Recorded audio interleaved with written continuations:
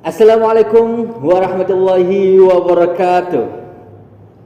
Sobat sales marketing yang berbahagia, yang penuh dengan semangat, yang senantiasa luar biasa dalam mengejar cita-citanya. Di kesempatan kali ini, saya Coach Rahmat ingin membagi lagi tentang next daripada financial freedom.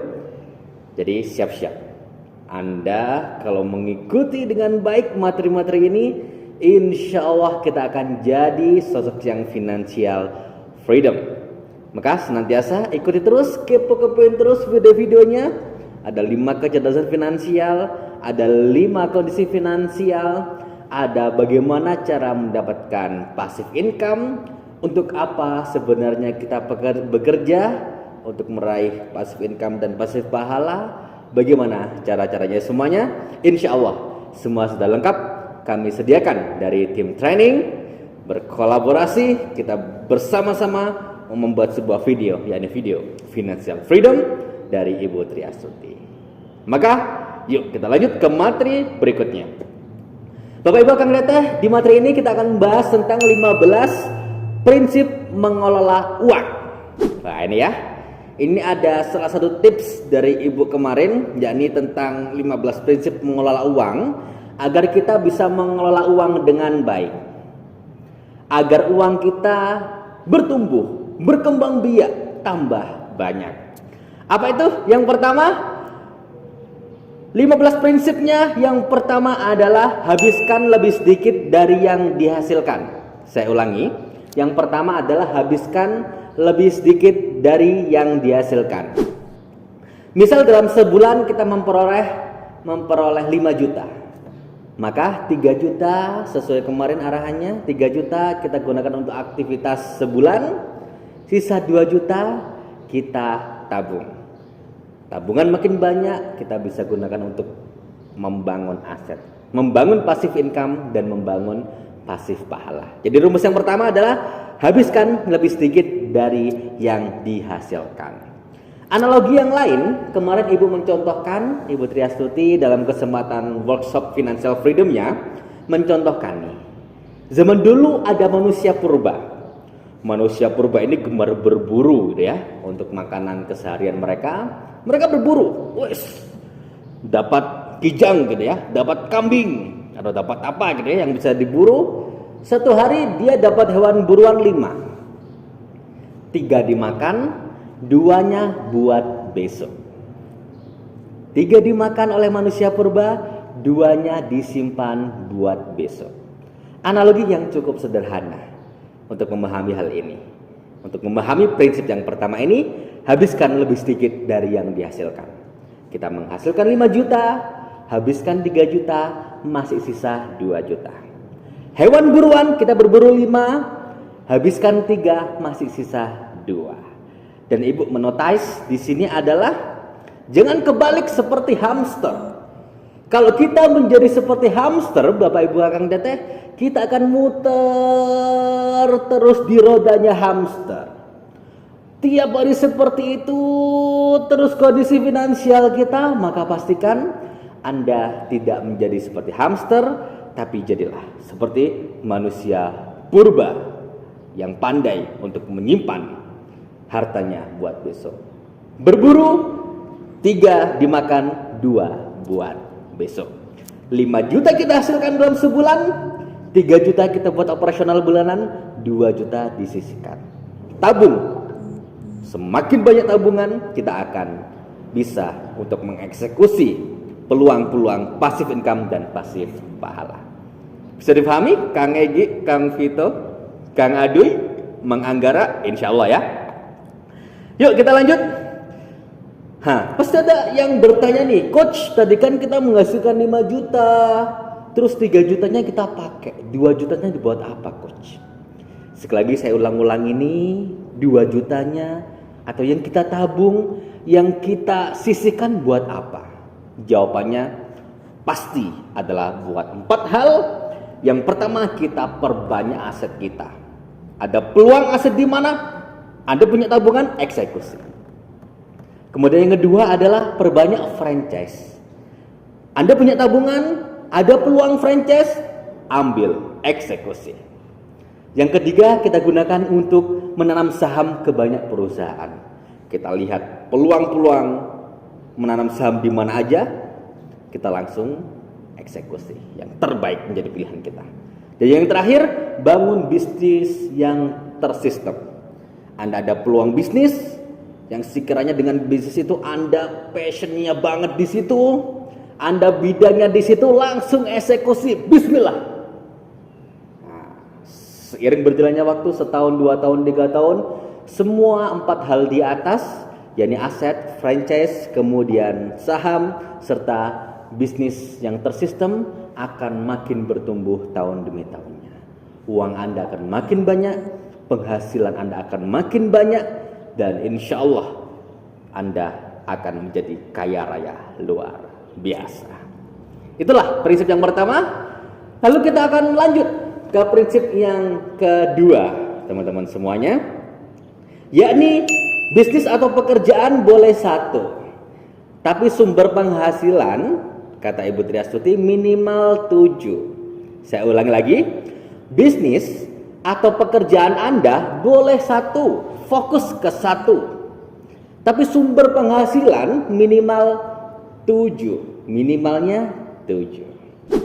Pasti teman-teman SM di sini bertanya nih, Kang Tao, Pak Ginan gitu ya, Kang Imam, Kang Huyu juga pasti bertanya nih teman-teman, kok apa bedanya coach? Ini pekerjaan satu dapat penghasilan dari pekerjaan, tapi kok ada sumber penghasilan lagi yang 7? Kita bagaimana bagi tubuhnya gitu ya? Apakah kita berubah menjadi 7 orang gitu atau gimana? Yuk kita simak berikut ini. Ketika kita dalam kehidupan kita, karena penghasilan hanya satu saja, misal dari kerjaan. Kalau kita nggak kerja, maka kita tidak akan dapat penghasilan. Misal dari bisnis aja, karena penghasilannya, maka saat bisnis bangkrut, kita kolaps, bisnis kita bangkrut, maka selesai sudah kita. Jadi ketika kita satu pekerjaan, satu bisnis, dalam kerjaan kita sakit, selesai. Kita tidak dapat gaji di hari itu. Dalam bisnis tiba-tiba bisnisnya kolaps, kena corona atau lain virus, lain corona, kolaps. Wah, kita tidak bisa mendapatkan penghasilan lagi dari sana. Maka di sini Ibu menyarankan satu penghasilan boleh dari kerjaan, satu penghasilan boleh dari bisnis. Namun jangan lupa Anda harus memikirkan bagaimana dalam kehidupan saya, bagaimana sampai 60 tahun saya hidup, insya Allah ya, semuanya lanjut semuanya umurnya ya, kita bisa punya lebih dari satu penghasilan agar kalau kita sakit atau kalau bisnis kita kolaps, kita masih bisa go dan go. Lalu gimana baiknya coach? Yang sangat direkomendasikan contohnya bisa seperti ini. Kita fokus profesional dulu dalam kerjaan kita, fokus saja kerja profesional. Sambil income gaji bulanan kita masuk, pelan-pelan kita bangun 1 tahun 1 aset. Jadi penghasilan tahunan tetap ada, bulanan tetap ada, kan bertambah ilmunya untuk nabung. Nah itu kita bangun buat aset. Targetnya 1 tahun gimana kita punya 1 aset. Atau 1 tahun dengan penghasilan yang kita tabung, yang kita sisihkan, gimana kita punya investasi di beberapa tempat saham. Bagaimana kita punya franchise, bagaimana kita punya bisnis yang tersistem. Cukup 1 year 1 execution. 1 year 1 execution. Setahun pikirkan selama 360 hari, tahun ini saya ingin buat apa untuk pasif income saya. Namun tetap Anda fokus bekerja, bulanan dapat income, setahun dapat income juga. Sisihkan setahun 1 execution. 1 eksekusi dalam tiap tahunnya. Insya Allah bisa gitu ya. Karena katakanlah misal menyisihkan 1 juta gitu ya tiap bulannya, setahun sudah ada 12 juta. Insya Allah bisa cukup untuk membuat franchise 7 juta, 10 juta, insya Allah bisa lah gitu ya. Untuk nanam saham yang harga segitu, insya Allah juga bisa gitu ya. Atau kita mau nabung emas di Antam, di Pegadaian, insya Allah juga bisa.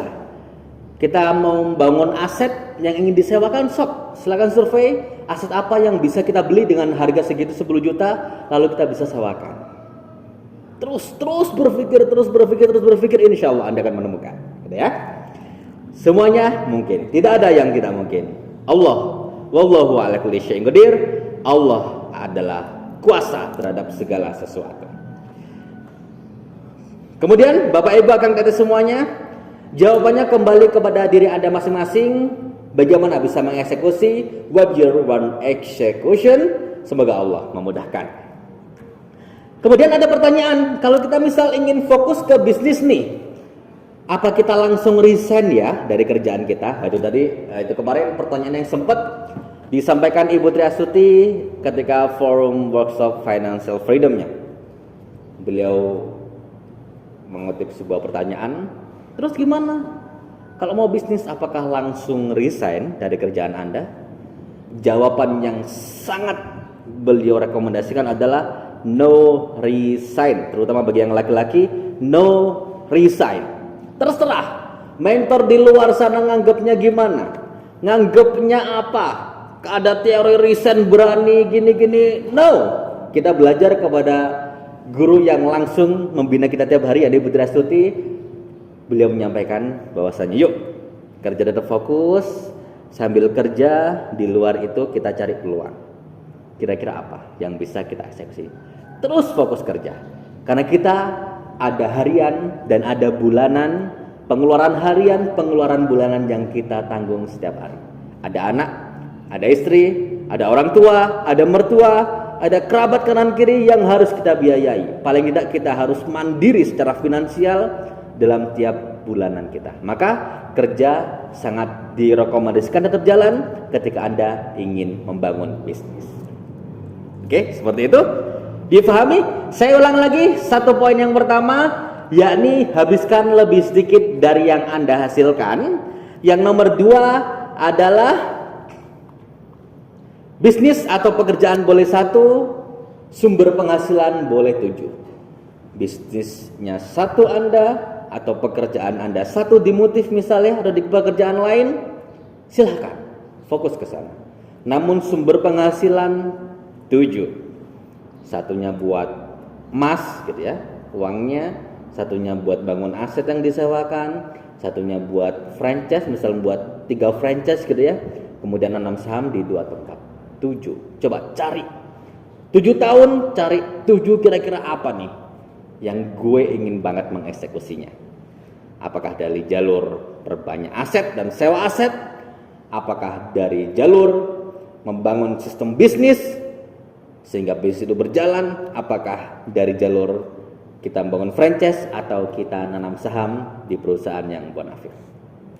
Baik teman-teman, Bapak Ibu Akang Teteh, dan yang terakhir 15 prinsip itu yakni bukan hanya fokus pada omzet tapi berbanyak cash.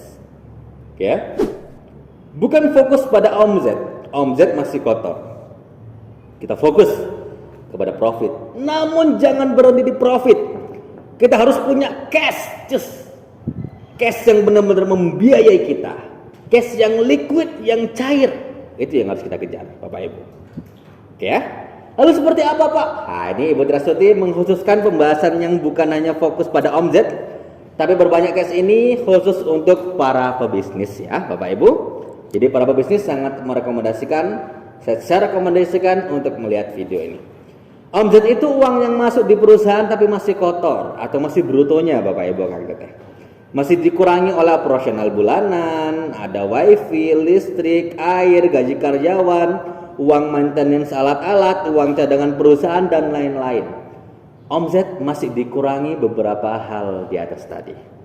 Setelah hal-hal di atas sudah clear semuanya, barulah dia jadi profit atau keuntungan bersih. Namun percuma saja ketika keuntungan bersih Anda masih nyangkut di mitra-mitra Anda, masih dibayar tempo, masih dibayar nyicil. Maka pastikan Anda dengan perusahaan Anda bisa benar-benar mengontrol daripada para mitra, menertibkan daripada mereka untuk membayar cash. Kasih iming-iming dong, kata Coach Arli Kurnia ya. Kasih iming-iming dong bagi mereka yang ingin membayar cash. mau dan berniat membayar cash, kasih iming-imingi bonus. Ibu, jika membayar cash, maka akan saya kasih bonus sekian, bonus sekian, bonus sekian, hadiah ini, hadiah ini, hadiah. Insya Allah itu akan memperbesar jalur cash Anda. Setelah semua selesai, nah ini ya, setelah semua selesai, omzet dipotong untuk operasional perusahaan semuanya, profit digunakan, piutangnya ditagih semuanya sehingga profit bermunculan. Akhirnya profit di sana akan menjadi cash, real cash, uang yang kita pegang, uang yang bisa kita jadikan sebagai senjata, uang yang bisa kita jadikan sebagai wasilah untuk mempermudah semuanya, mempermudah jihad di jalan Allah, bi amwalikum wa anfusikum. Jadi poinnya, jangan hanya fokus pada omzet, tapi perbanyak cashnya ya Bapak Ibu semuanya. Baik Bapak Ibu, Akang Teteh, itu tadi 15 prinsip. 3 dulu saya sampaikan di video kali ini, selebihnya akan saya sampaikan di 2 video lagi insya Allah. Jadi kesimpulan di kesempatan kali ini yakni 3 prinsip yang pertama dari 15 prinsip mengelola uang. Yang pertama, habiskan lebih sedikit dari apa yang Anda hasilkan. Menghasilkan 5 juta, 3 juta operasional, 2 juta ditabung, disisihkan, kita buat jalur-jalur passive income dari sana. Yang kedua adalah bisnis atau pekerjaan boleh 1, tapi sumber penghasilan adalah minimal 7. Cari 7 sumber penghasilan Anda. Targetkan 1 tahun 1 sumber penghasilan, setahun 1 sumber penghasilan. Ingat, setahun ada 360 hari, pastikan Anda bisa. Dan yang terakhir Bapak Ibu Akang Teteh, kita ada poin yang terakhir, yakni bukan hanya fokus kepada omzet. No fokus omzet, pastikan Anda ada profitnya. No juga fokus pada profit, pastikan Anda dapat cashnya. Ajak mitra Anda semuanya untuk membayar cash kepada Anda. Kasih hadiah, kasih door prize, kasih reward. Insya Allah mereka akan tertib dalam membayar cash sehingga perusahaan Anda, bisnis Anda bertumbuh luar biasa. Baik, cukup sekian yang bisa saya sampaikan. Semoga bermanfaat dan semangat terus dalam mempelajari daripada video-video sesi Financial Freedom kali ini. Wallahul muwaffiq ila aqwamit thoriq. Wassalamualaikum warahmatullahi wabarakatuh.